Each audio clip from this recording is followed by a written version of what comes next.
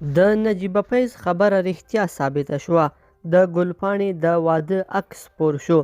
دا چې ګلپاڼي واده له چا سره کړی دی، کوم تصویر خپور شوی دی، جزئیات په دې ویډیو کې را سره وګورئ او چینل سبسکرایب کړئ. السلام علیکم لیدونکو، ستړي مشئ.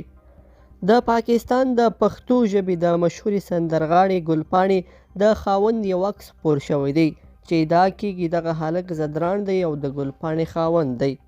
دا عکس چې په ټولنیزو رسنیو کې وایرل شوی دی، پکې د خیبر پښتونخوا یو سیاستوال ارباب خضر حیات هم لیدل کېږي او د ګلپاڼي پلار هم پکې لیدل کېږي چې په منځ کې د ګلپاڼي خاوند رشید زدران ناست دی او ګلونه یې هم په غاړه کې لیدل کېږي. په ټولنیزو رسنیو کې څو ورځې وړاندې مشهورې اداکارې نجیبه فیض وویل چې ګلپاڼي له یو افغان زدران سره نکاح کړې ده، چې له هغه وروسته دا خبره په ډېر چټکۍ سره خپره شوه. وروسته بیا ځینو رسنیو په دې اړه له ګلپاڼي سره خبرې وکړې چې نوموړې د نکاح په تړاو هېڅ هم ونه ویل او ویې ویل چې هره ورځ په رسنیو کې د هغې د واده په اړه خبرونه خپرېږي.